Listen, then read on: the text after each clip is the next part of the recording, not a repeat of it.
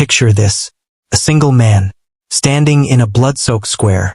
The crowd falls silent as he raises his sword for the 3061st time. His name was Frantz Schmidt. For 45 years, he was death incarnate in medieval Germany. Every swing of his blade, every turn of the breaking wheel, every tightening of the noose, all methodically recorded in a diary that would shock historians centuries later. While kings played their political games and nobles schemed for power, Schmidt was the true architect of terror. The executioner who turned killing into an art form. The man who decided whether you died quickly or spent hours screaming. But here's what they don't teach you in history class. Schmidt wasn't just following orders. He was innovating, perfecting, creating new ways to extract confessions and prolong suffering. His techniques were so effective, so terrifyingly efficient, that other executioners traveled hundreds of miles just to learn from him. This is the story of the most documented killer in human history. A man whose hands ended more lives than most medieval armies. And before his reign of terror was over, he would face one execution so horrific, so morally devastating, that it would change everything. Welcome to the true story of Frantz Schmidt, the executioner who made death his masterpiece. Nuremberg, 1554. In a city where merchants grew fat on trade profits and nobles flaunted their power, Heinrich Schmidt carried a burden no father should ever pass to his son. He was the city's executioner. And in medieval Germany, this wasn't just a job. It was a bloodline curse that would trap generations of Schmidts in a world of death and isolation. The Schmidt family didn't choose this profession. No one did. When Heinrich's predecessor died, the city council simply pointed at Heinrich and declared him the new executioner. There was no escape. Refuse and face execution yourself. Accept and become a living ghost. Necessary for society, but despised by everyone in it. Little Frantz Schmidt was 7 years old when his father took him to watch his first execution. The boy stood in the crowd as his father raised the sword above a convicted thief's neck. One swift motion. The head rolled. The crowd cheered. And young Frantz learned his destiny. He would inherit not just his father's name, but his father's blade. Medieval executioners lived under a social curse that was absolute and merciless. They couldn't touch other people. They couldn't eat at the same tables. They couldn't enter churches during Mass. Children ran when they approached. Even prostitutes refused their money. The Schmidt family lived in a house outside the city walls, marked with a red cross so decent people could avoid contamination. But Heinrich Schmidt understood something crucial about survival. If his son was going to inherit this nightmare, the boy needed to be the best executioner who ever lived. So began Frantz's apprenticeship in death. For 12 years, he learned 40 different methods of killing. Not just the basics: beheading, hanging, burning, but the intricate techniques of prolonged torture that could keep a man conscious and screaming for hours. His training tools read like a catalog of human cruelty. The executioner's sword, specially forged with perfect balance for clean beheadings. The breaking wheel, designed to shatter every bone in a person's body while keeping them alive. The strappado, a pulley system that dislocated shoulders and extracted confessions. The thumbscrews, the Iron Maiden, the rack. By age 19, Frantz Schmidt could operate every instrument of torture ever invented. Then came the day that would define his entire career. May 15, 1573. His first execution as Nuremberg's official executioner. The condemned man was a horse thief named George Dorfmeister.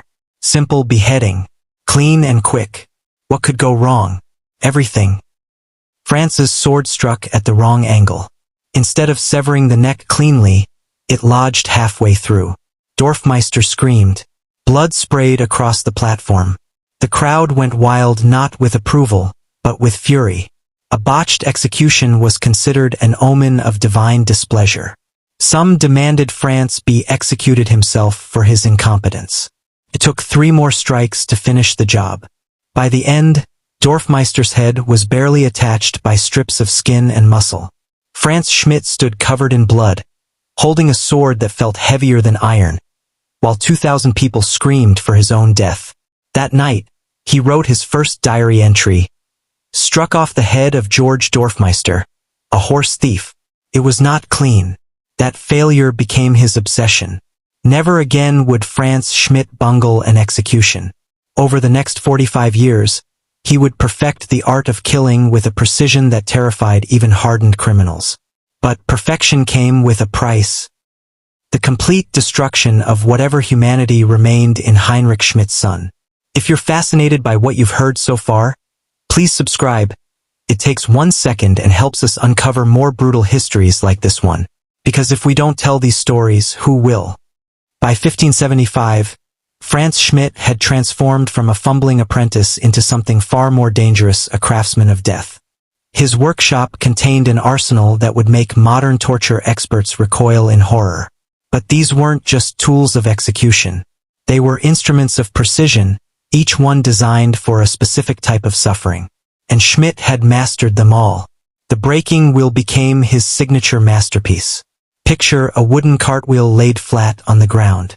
The victim would be tied spread eagle across it, limbs positioned between the spokes.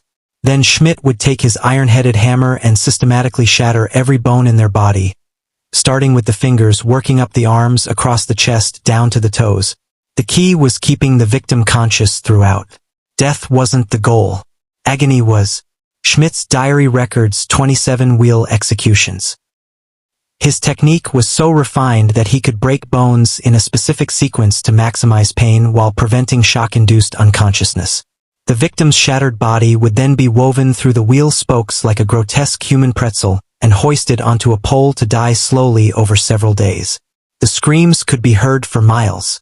For nobility, there was beheading, supposedly the merciful death. But even mercy had gradations in Schmidt's world. A perfect beheading required mathematical precision. The sword had to strike at exactly the right angle to sever the neck cleanly between the third and fourth vertebrae. Too high and you hit skull. Too low and you hit shoulder. Schmidt practiced this strike thousands of times until he could guarantee a single, clean cut. The noble families paid extra for this guarantee. Commoners weren't afforded such luxuries. They got the noose. But Schmidt revolutionized even hanging. Instead of the long drop that would snap the neck quickly, he perfected the short drop, just enough to lift the victim's toes off the ground. This created slow strangulation that could last 15 minutes or more. The victim would dance on air, clawing at the rope, while the crowd counted the minutes until their movements finally stopped. For traitors, there was drawing and quartering, a punishment so extreme it was reserved for crimes against the state. The victim would be dragged through the streets tied to a horse, then hanged until nearly dead, then disemboweled while still alive, then beheaded, then cut into 4 pieces. Schmidt performed this procedure 11 times. His diary notes that he learned to keep the victim conscious through the disemboweling by controlling exactly how much they were hanged beforehand. 15 times, Schmidt presided over burnings at the stake. These weren't just executions. They were public spectacles of religious purification. The accused witches, mostly women, would be tied to wooden posts surrounded by carefully arranged kindling. Schmidt learned that green would burn slower, prolonging the agony. Dry wood was too quick. The screaming usually stopped after 10 minutes, but the bodies would continue burning for hours. But perhaps his most frequently used tool was the strappado, medieval Germany's torture device of choice. The victim's hands would be tied behind their back, attached to a rope that ran through a pulley in the ceiling. They would be hoisted until their feet left the ground, their entire body weight hanging from dislocated shoulders. Weights could be added to increase the torment. Schmidt could control exactly how much damage was done by timing the drops and controlling the weights. On March 23, 1580, Schmidt faced his most challenging execution, George Karl Lambrecht, a burglar who had become a folk hero among Nuremberg's poor. Lambrecht had stolen only from wealthy merchants, distributing some of his loot to starving families. When he was captured, hundreds of common people gathered outside the prison, demanding his release. The city council ordered Schmidt to make an example of Lambrecht using the breaking wheel. But as Schmidt positioned the popular thief on the wooden spokes, the crowd's mood shifted from hostility toward the executioner to something approaching reverence for the condemned man. Lambrecht looked Schmidt in the eye and said, "Make it quick, Heinrich's son.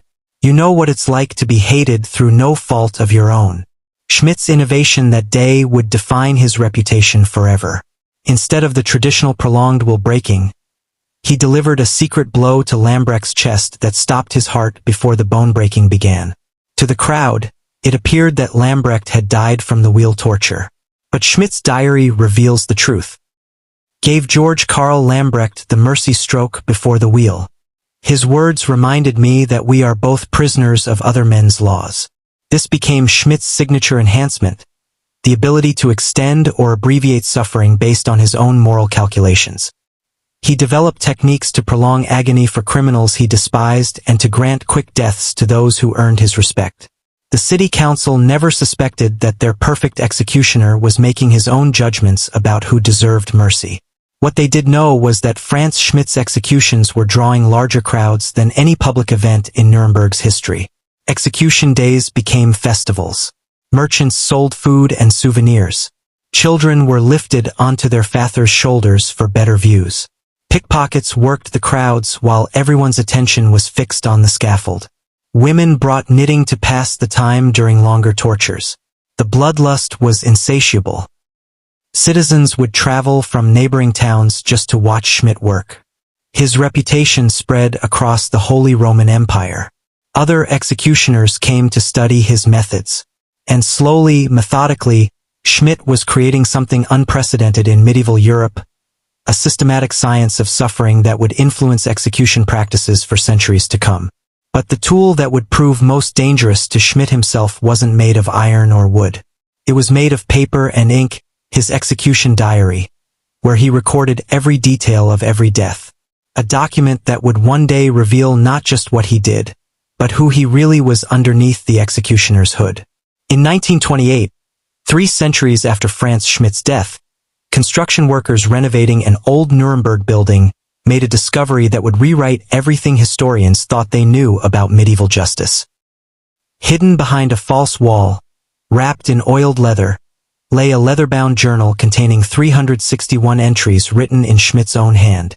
Each entry documented a single execution. Each death recorded with the clinical precision of a medical examiner. Cut off the head of Kunz Schenk with the sword. Broke George Stieber on the wheel. Burned Margaretha Hoffren at the stake for witchcraft. Entry after entry, year after year, a methodical catalog of human destruction written in Schmidt's careful script. But this wasn't just a record of his work. It was a window into the mind of history's most prolific killer. What emerges from these pages is perhaps more terrifying than the executions themselves. The portrait of a man who had systematized murder into a science. Schmidt didn't see himself as a monster. In his view, he was a civil servant performing a necessary function. His diary reveals a complex moral framework that allowed him to sleep peacefully after ending dozens of lives each year. Schmidt categorized his victims like a medieval filing system. Thieves received different treatment than murderers. Adulterers faced different punishments than traitors. Witches were handled differently than heretics. His diary shows how he calculated the appropriate level of suffering for each crime, adjusting his methods based on social class, age, and his personal assessment of guilt. The most chilling entries reveal Schmidt's internal struggle between his role as executioner and his conscience as a human being. When ordered to execute pregnant women, he wrote, "The law demands the mother's life, but the child has committed no crime." When forced to kill children, his entries become shorter, more clinical, as if he were trying to distance himself from the act through sparse language. But Schmidt's diary also reveals moments of unexpected humanity. He records the last words of his victims with careful attention. Hans Weber asked forgiveness from his mother before the sword fell. Anna Punt sang a hymn while the flames consumed her. Young Klaus begged me to tell his father he died bravely. These weren't just administrative notes. They were Schmidt's attempt to preserve some dignity for people society had condemned to die. The relationship between executioner and victim was more complex than history suggests. Schmidt often spent hours with condemned prisoners in their final days. He heard their confessions, comforted their fears, and sometimes even arranged for priests when the church refused to provide them. His diary reveals that many victims came to see him not as their killer, but as their only source of human compassion in their final moments. The economics of execution were brutally simple. Schmidt was paid per death, different rates for different methods. A simple beheading earned him the equivalent of a month's wages for a skilled craftsman. Complex executions like drawing and quartering could pay for an entire year. Torture sessions were billed by the hour. By modern calculations, Schmidt earned the equivalent of over $2 million during his career, all of it blood money. But perhaps the most revealing case in Schmidt's diary concerns Margaretha Ederlin, executed on August 7, 1589. Ederlin was a midwife accused of witchcraft after several difficult births in her village resulted in infant deaths. She was also a mother of 5 children, all under the age of 12. Schmidt's entry for Ederlin's execution is longer than usual, filled with details that suggest deep personal conflict. Margaretha Ederlin was brought to the stake claiming innocence of all charges. She asked only that her children be told she loved them. Under examination, she confessed to consorting with demons, though her confession came only after the strappado was applied twice. The clinical language masks what Schmidt's other notes reveal. He had serious doubts about Ederlin's guilt. Medieval law required confessions for which trials and confessions extracted under torture were considered valid. But Schmidt's diary suggests he knew that anyone would confess to anything after experiencing the strappado. Yet the law demanded her death, and Schmidt was bound to carry out the sentence. His description of Ederlin's execution is unusually detailed. She maintained her innocence even as the flames began. Her last words were prayers for her children's welfare. The fire consumed her quickly due to dry wood, a mercy I felt compelled to grant. This was Schmidt's quiet rebellion, using dry instead of green wood to shorten her suffering. The Ederlin case haunted Schmidt for years. Subsequent diary entries reference her execution when discussing other accused witches. He developed what appears to be his own criteria for determining guilt, separate from the legal findings of the courts. When he believed in a victim's innocence, his execution methods became more merciful. When he was convinced of guilt, the suffering intensified. This reveals the most disturbing aspect of Schmidt's psychology. He had assumed the role of final judge over his victim's moral worth. The courts decided guilt or innocence. But Schmidt decided how much agony that guilt deserved. His diary shows a man who believed he could read souls, who thought his 45 years of experience with dying people gave him unique insight into human nature. What emerges from Schmidt's secret writings is not the simple story of a medieval executioner following orders. It's the complex portrait of a man who created his own moral universe where mass murder could be justified as divine service. A man who convinced himself that his expertise in causing pain made him an expert in judging the human heart. The diary's final entries, written near the end of his career, suggest Schmidt was beginning to question the system he had served so faithfully. But by then it was far too late. The damage was done. The bodies were counted. And somewhere in Nuremberg, 361 families had lost someone to Schmidt's perfected techniques. History would remember Frantz Schmidt as the most documented executioner who ever lived. But his own words reveal something far more unsettling, a killer who never stopped believing he was one of the good ones. For 45 years, Nuremberg operated the most efficient killing machine in medieval Europe. One execution every 6 weeks, 52 weeks a year. No breaks for holidays, harvests, or holy days. Death had become the city's most reliable industry, and Frantz Schmidt was its most productive worker. But Schmidt didn't create this system, he was simply its perfect instrument. Nuremberg had constructed a legal apparatus designed to feed him victims with mechanical regularity. The city's courts processed criminals like a factory assembly line, each stage designed to extract confessions and deliver bodies to Schmidt's scaffold. The process began in Nuremberg's torture chambers, located in the basement of the city hall. These weren't crude medieval dungeons. They were sophisticated facilities engineered for maximum psychological and physical pressure. The chambers contained specialized equipment. The rack for stretching joints, thumbscrews for crushing fingers, and Schmidt's preferred strappado for dislocating shoulders. Every confession was extracted through systematic torture.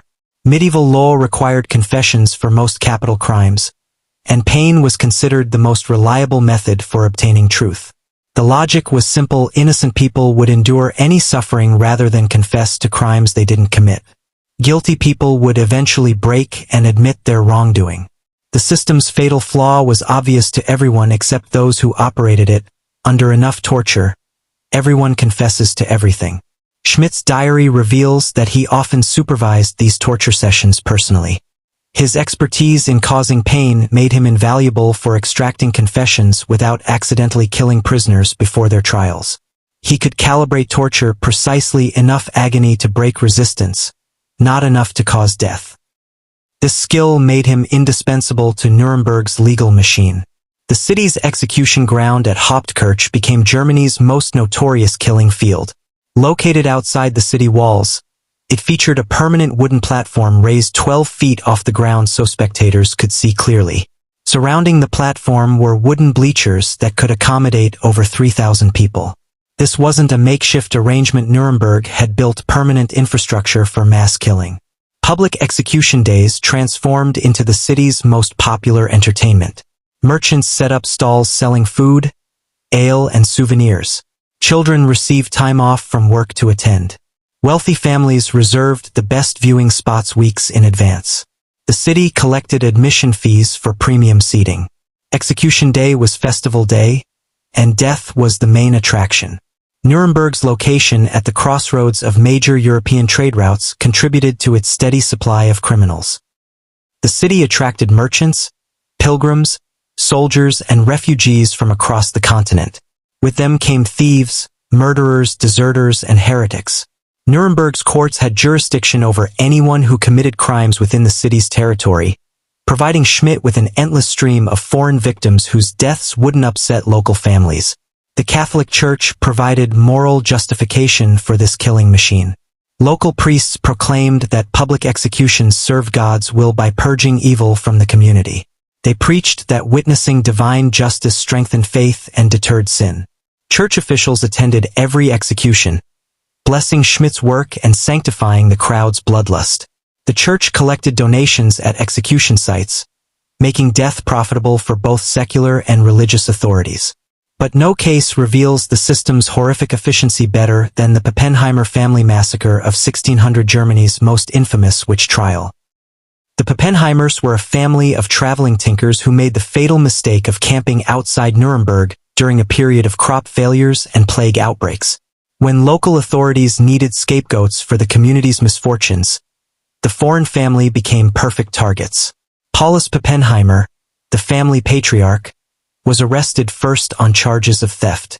Under torture, he confessed to stealing livestock. Then he was tortured again and confessed to murder.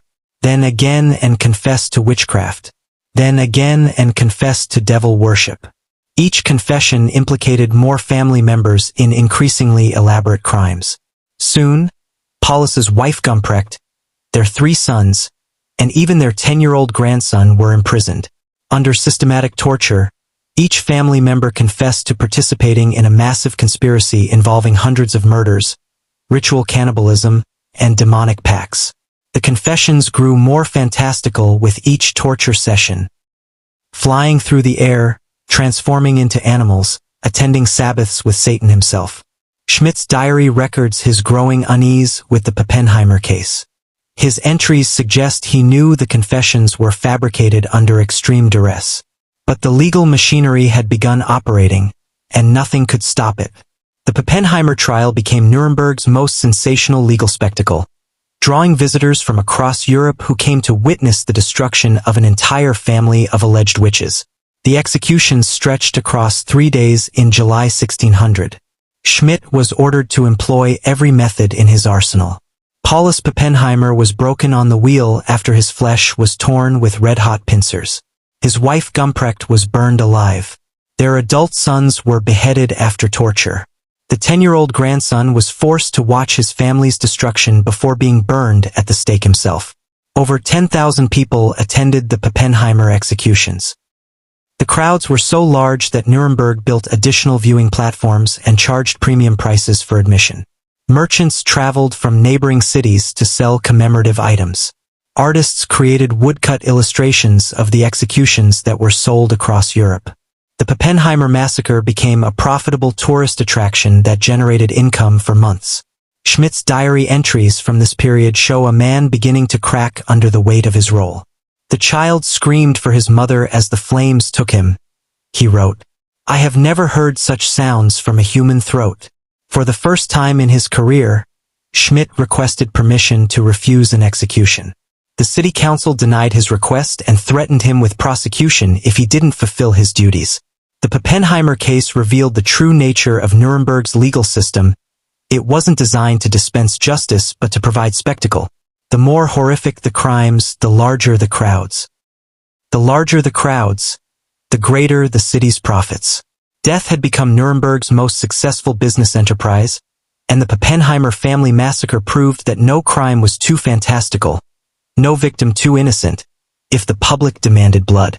We're halfway through this horrifying journey, and I can see many of you are as shocked as I was researching this. But here's the thing: stories this dark and important need to be told. If you think more people need to know about history's darkest chapters, please subscribe and share this video. The Nuremberg machine would continue operating for decades after the Pappenheimer massacre, grinding through hundreds more victims with mechanical efficiency. But something had changed in Schmidt's diary entries after those 3 days in July 1600. The clinical detachment was beginning to crack. The perfect executioner was starting to remember that he was still human, and that realization would eventually destroy everything he had built. Even Schmidt's hardened conscience had limits, and in the summer of 1605, those limits would be tested beyond human endurance. 7 executions in a single day. 7 different methods of death. 7 victims whose crimes ranged from murder to heresy to simple theft. The Nuremberg 7 would become the most infamous mass execution in German history, and the day that nearly destroyed Frantz Schmidt's sanity. The executions began at dawn with the breaking wheel for Hans Kellner, a miller accused of poisoning grain supplies. By noon, Schmidt had beheaded 2 thieves, burned a suspected witch, hanged a deserter, and drawn and quartered a man convicted of treason. The 7th victim was scheduled for the strappado, a torture execution designed to last hours. But as evening approached and Schmidt prepared for his final task, something unprecedented happened. His hands began to shake.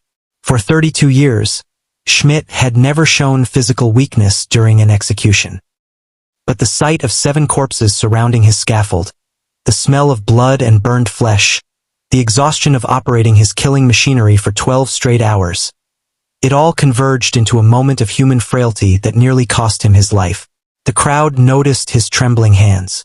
They began to whisper, and in medieval Nuremberg, any sign of weakness from the executioner was considered an omen of divine displeasure. But the Nuremberg 7 paled in comparison to the execution that would haunt Schmidt's dreams for the rest of his life: Anna Punt, the pregnant woman he was ordered to kill in March 1598. Punt had been convicted of murdering her husband, though Schmidt's diary suggests he harbored serious doubts about her guilt. More importantly, she was 7 months pregnant with what would have been her 3rd child. Medieval law was clear on this point: pregnant women could not be executed until after giving birth. The unborn child had committed no crime and deserved a chance at life. But Nuremberg City Council was under pressure to demonstrate swift justice after a series of domestic murders had terrified the population. They ordered Schmidt to proceed with Punt's execution immediately. Schmidt's diary entry for March 15, 1598, is one of his longest and most conflicted. Anna Punt maintained her innocence to the final moment. She begged not for her own life but for the life of her unborn child. "I requested permission to delay the execution until after the birth. The council refused. She was beheaded at noon. 2 lives ended with 1 stroke of the sword." The execution of Anna Punt marked a turning point in Schmidt's career. For the first time, his diary entries begin questioning not just individual cases but the entire legal system he served. "How can justice demand the death of the innocent?" he wrote. "What crime has an unborn child committed that merits execution?" If Anna Punt's execution tormented Schmidt's conscience, the case of Klaus Brenner destroyed whatever remained of his faith in human decency. Brenner was 14 years old when he was condemned to death for stealing a silver cup from a merchant's house. Under medieval law, Theft of goods worth more than 5 silver coins was punishable by death, regardless of the thief's age. Schmidt's description of Brenner's execution reveals a man struggling to maintain professional detachment while committing an act he knew was morally indefensible. Klaus Brenner was hanged this day for theft. He cried for his mother as the rope was placed around his neck. His body was too light for a clean death. The hanging lasted 12 minutes before his movements ceased. The technical details Schmidt recorded tell a horrible story. Adult hangings typically lasted 3 to 5 minutes before unconsciousness and death. But children's lighter body weight meant they couldn't generate enough force to snap their necks or compress their airways quickly. Young Klaus Brenner strangled slowly while hundreds of people watched and cheered. But perhaps no execution in Schmidt's career demonstrates the arbitrary cruelty of medieval justice better than the botched beheading of Hans Froschel in September 1592. Froschel was a carpenter convicted of assaulting a city guard during a tavern fight. His crime merited a quick death by sword, one of the more merciful punishments in Schmidt's arsenal. What happened next became the stuff of Nuremberg legend. Schmidt's sword struck Froschel's neck at a slightly wrong angle, severing the windpipe and major blood vessels but missing the spinal cord. Froschel remained conscious and aware while blood poured from his neck wound. Medieval protocol required Schmidt to complete the execution with additional sword strokes, but Froschel's thrashing made precise targeting impossible. For 20 minutes, Hans Froschel writhed on the scaffold while Schmidt attempted to finish the beheading. Blood covered the platform. The crowd initially cheered what they thought was an entertaining spectacle, but as Froschel's agony continued, even the bloodthirsty audience began calling for mercy. It took 6 additional sword strikes before Froschel finally died. Schmidt's diary entry for that day is unusually brief. Beheaded Hans Froschel. The execution was not clean, but private notes found with his diary reveal his true feelings. I have become a butcher, not an executioner. What separates me from the criminals I kill? The execution of Margaretha Huber in 1603 proved that not even noble blood could guarantee mercy in Nuremberg's courts. Huber was the daughter of a wealthy merchant family, convicted of poisoning her elderly husband to inherit his fortune. Her father offered the city council a massive bribe, enough gold to fund city operations for an entire year, in exchange for commuting her sentence to exile. The council refused.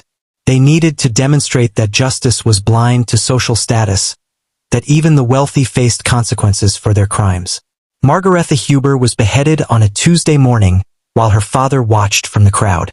Schmidt noted that she faced death with remarkable composure, speaking her final words in Latin, a privilege of education that most of his victims lacked. But the case that nearly destroyed Schmidt emotionally involved 2 brothers, Heinrich and George Waldman, executed together in August 1599 for highway robbery. The brothers had worked as a team, robbing merchants on the roads outside Nuremberg. When captured, they were sentenced to die together by hanging.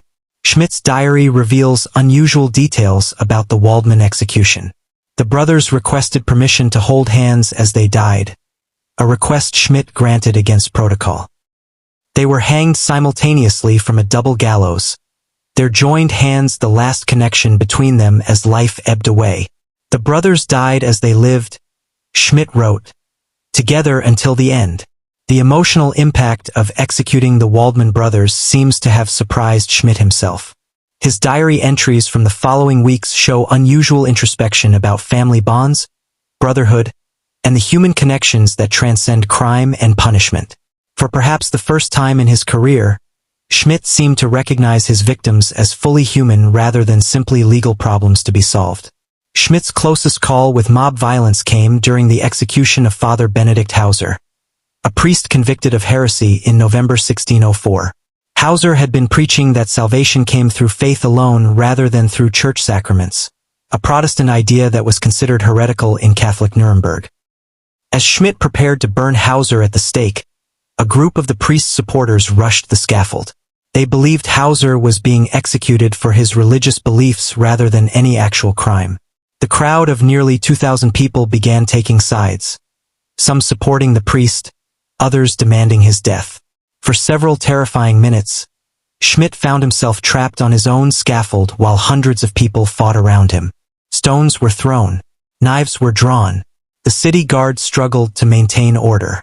Schmidt later wrote that he genuinely believed he would be torn apart by the mob that day. Order was eventually restored, and Father Hauser was burned as scheduled. But the incident marked the first time in Schmidt's career that his authority had been directly challenged by the public. The perfect executioner was beginning to realize that his position depended on public consent, and that consent could be withdrawn at any moment. The execution that finally broke Schmidt's spirit came on October 13, 1611, a date he would remember for the rest of his life. Maria Stauber was a young mother convicted of infanticide after her newborn child was found dead in a river. Under torture, she confessed to drowning the baby to hide an affair with a married man. But as Schmidt prepared Stauber for execution by drowning, the traditional punishment for infanticide, she made a revelation that stopped him cold. The baby hadn't been born alive. It was stillborn, and she had panicked and thrown the body in the river to avoid accusations of witchcraft, which were often leveled against women who had difficult births. Schmidt found himself facing an impossible choice. Legal protocol required him to proceed with the execution based on Stauber's confession. But his experience told him she was telling the truth about the stillbirth. He was being ordered to kill a woman whose only crime was panic in the face of medieval superstition. That night, Schmidt walked away from his scaffold for the first time in his career. He didn't execute Maria Stauber. He didn't report to the city council. He simply went home and wrote in his diary, "I cannot do this anymore. I have become something I was never meant to be." The next morning, Nuremberg's perfect executioner would begin the most unexpected transformation of his entire life. June 18, 1617. After 45 years of systematic killing, Frantz Schmidt walked onto his scaffold for the final time. His victim was Wolfgang Küchner, a baker convicted of selling moldy bread that had poisoned 3 children. A simple beheading. One final stroke of the sword that had ended 361 lives. Then something unprecedented happened in medieval Germany. The most feared executioner in the Holy Roman Empire simply stopped. No explanation was given to the city council. No formal resignation was submitted. Schmidt completed Küchner's execution with his usual precision, cleaned his sword methodically, and walked away from the scaffold forever. His diary entry for that day contains just 7 words. Wolfgang Küchner was my final judgment. What happened next defied every social convention of medieval society. The man whose touch had been considered contamination, who had been forbidden from entering churches or touching other people, quietly transformed himself into something the world had never seen, an executioner turned healer. Schmidt's intimate knowledge of human anatomy, gained through decades of causing precise damage to bodies, suddenly became a tool for repair rather than destruction. His understanding of pain, learned through torture sessions, allowed him to develop treatments that actually relieved suffering. The hands that had broken bones on the wheel now learned to set them. The fingers that had tied nooses now sutured wounds. The transformation began slowly. Schmidt started treating injured animals around his property, horses with broken legs, dogs with infected wounds. His success rate was remarkable. Medieval veterinary knowledge was primitive, but Schmidt's precise understanding of anatomy and his steady hands made him exceptionally skilled at animal surgery. Word spread quietly through Nuremberg's working class that Heinrich Schmidt's son had healing abilities. At first, only the most desperate sought his help, people whose injuries were too severe for traditional healers, who had nowhere else to turn. A blacksmith with a mangled hand from a forge accident. A farmer's wife with a pregnancy gone wrong. A child with a dislocated shoulder that conventional medicine couldn't repair. Schmidt's medical practice grew through whispered recommendations. His patients discovered that the former executioner possessed knowledge no traditional physician could match. He understood exactly how bones broke because he had broken thousands of them. He knew precisely how joints dislocated because he had mastered the strappado. He could diagnose internal injuries because he had inflicted them systematically for decades. The irony was profound and disturbing. Schmidt's expertise in causing suffering made him uniquely qualified to alleviate it. His surgical techniques, learned through torture, became revolutionary medical procedures. His understanding of human endurance, gained through executions, allowed him to perform operations that other physicians considered impossible. By 1620, 3 years after his final execution, Schmidt had become one of Nuremberg's most sought-after medical practitioners. Wealthy merchants who had once crossed the street to avoid contamination now paid premium prices for his services. Noble families who had considered him untouchable began inviting him into their homes to treat their children. The social transformation was as remarkable as the professional one. Medieval society's rigid caste system had trapped executioner families for generations in permanent exile from human fellowship. But Schmidt's medical skills gradually broke down these barriers. Grateful patients began treating him as a respected professional rather than a cursed outcast. Churches that had banned him during his executioner years began welcoming him as a healer. The same priests who had blessed his killing spree now praised his life-saving work. The Catholic Church, always eager to embrace miraculous transformations, promoted Schmidt's story as evidence of divine redemption. The ultimate sinner transformed into an instrument of God's mercy. Schmidt's diary entries from his medical years reveal a man attempting to atone for decades of killing through systematic healing. He kept meticulous records of his treatments, just as he had documented his executions. But where his execution entries were clinical and detached, his medical notes showed genuine compassion and emotional investment in his patients' welfare. The Schmidt executioner dynasty, which had trapped generations in hereditary killing, ended with Frantz's transformation. His son had died young, sparing him from inheriting the family curse. Schmidt's medical career provided him with enough wealth and social status to ensure that no future Schmidts would be forced into execution work. But Schmidt's redemption came with a price that few understood. His medical practice was built on knowledge gained through human suffering. Every successful surgery was informed by techniques learned through torture. Every life he saved was connected to the 361 lives he had taken. The healing hands were the same hands that had operated the breaking wheel. Patients who praised Schmidt's gentle touch had no idea that his steady nerves came from decades of remaining calm while people screamed. The precise hand movements that saved their lives were perfected through years of causing precise death. Schmidt's medical miracle was inseparable from his executioner's nightmare. As Schmidt aged, Nuremberg's relationship with its former executioner grew increasingly complex. The city that had once demanded blood now celebrated healing. Citizens who had cheered his killings now praised his cures. The same society that had created the monster now embraced the saint, conveniently forgetting its own role in feeding the execution machine. Schmidt's final diary entries, written in his 70s, reveal a man still struggling with the weight of his past. "I have saved perhaps 200 lives through medicine," he wrote in 1632. "This does not balance the scales, but it is all the redemption I can offer." Frantz Schmidt died on November 23, 1634, at the age of 80. His death created an unprecedented situation in Nuremberg. How does a city mourn a man who was both its greatest killer and one of its most gifted healers? The funeral that followed was unlike anything medieval Germany had ever witnessed. Hundreds of people attended, former patients whose lives he had saved, families grateful for his medical care, city officials who remembered his decades of faithful service. But conspicuously absent were any representatives from the 361 families whose loved ones had died on his scaffold. Schmidt was buried in consecrated ground, a privilege denied to executioners throughout medieval history. His gravestone, paid for by grateful patients, read simply, "Frantz Schmidt Healer." No mention was made of his 45 years as an executioner. No reference to the 361 lives he had taken. The city had chosen to remember only the man's final chapter while forgetting the bloody novel that preceded it. The transformation of Frantz Schmidt from killer to healer became a powerful myth in German culture, the ultimate story of redemption and second chances.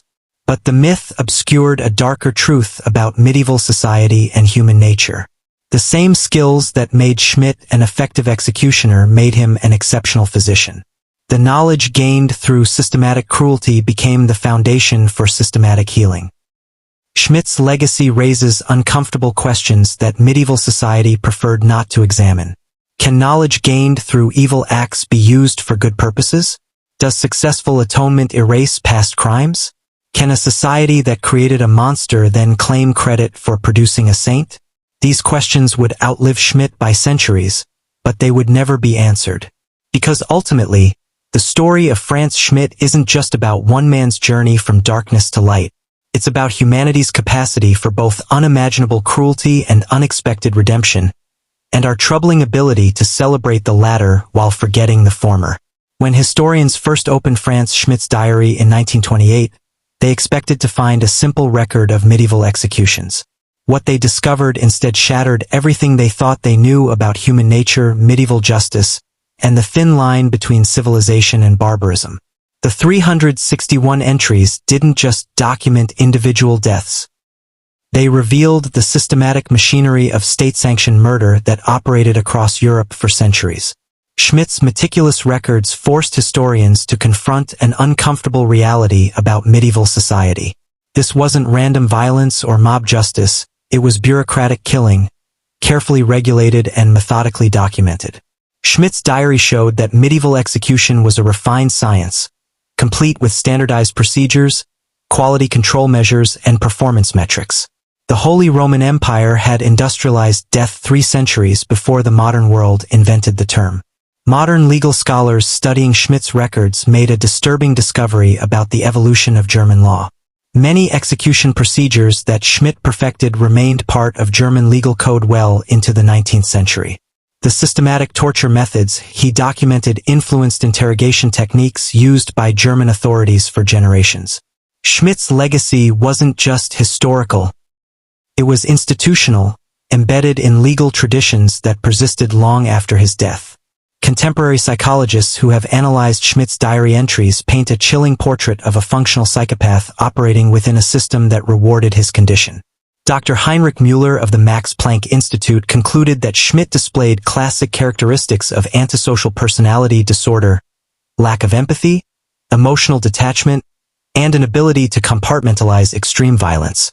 But crucially, these traits made him exceptionally good at his job. The most terrifying aspect of Schmidt's psychology wasn't his abnormality. It was his normality. Modern experts studying his writings find no evidence of sadism or bloodlust. Schmidt killed efficiently and dispassionately, like a medieval accountant processing paperwork. He followed procedures, maintained records, and showed up to work every day for 45 years. The banality of his evil was perhaps more frightening than any demonic possession could have been. Schmidt's transformation from executioner to healer provides modern psychologists with a unique case study in moral flexibility. The same personality traits that enabled systematic killing, emotional detachment, steady nerves, precise manual dexterity, proved equally valuable for medical practice. Schmidt didn't become a different person when he started healing instead of killing. He simply redirected his existing capabilities toward socially approved goals. This raises the most uncomfortable question of all. How many ordinary people possess the psychological capacity to become efficient killers under the right circumstances? Schmidt wasn't born a monster. He was trained to become one by a society that needed his services. His diary suggests that systematic killing can be learned, practiced, and perfected like any other professional skill. The comparison between medieval and modern justice systems reveals disturbing parallels that most people prefer to ignore. Schmidt's systematic approach to execution shares uncomfortable similarities with modern state execution methods.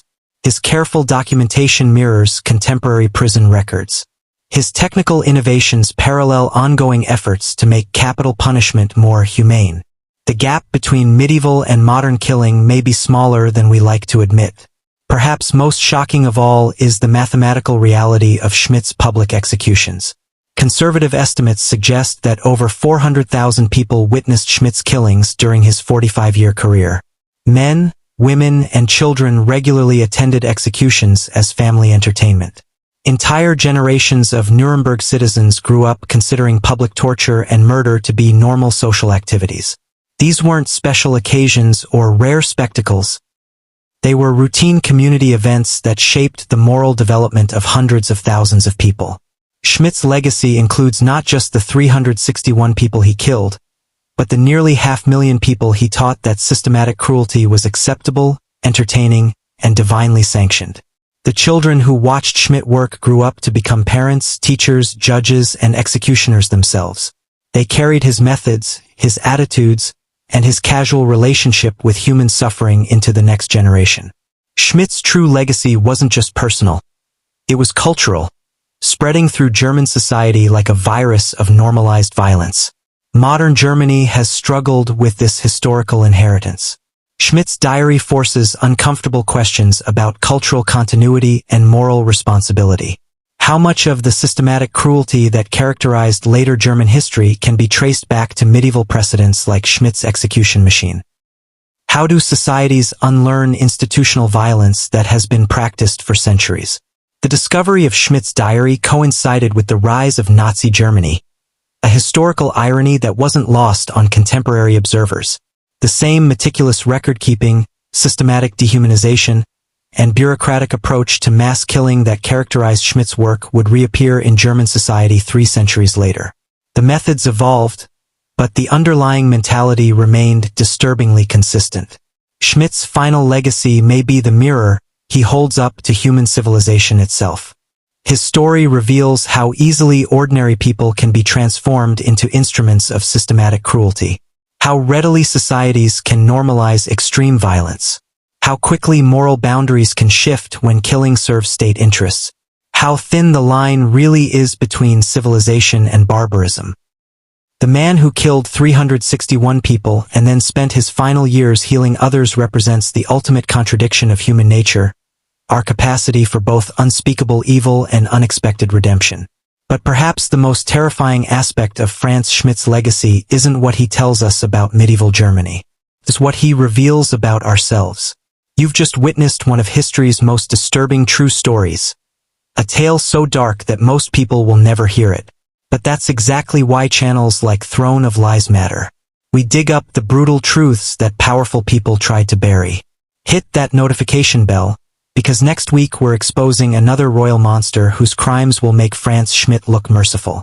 Thanks for having the courage to face history's darkest truths with us. Because in the end, the most important lesson from Frantz Schmidt's terrifying legacy isn't about the past. It's about the present. It's about recognizing the capacity for systematic cruelty that exists within every human society, including our own. It's about understanding that the distance between civilization and barbarism isn't measured in centuries, it's measured in choices. And those choices are made every single day.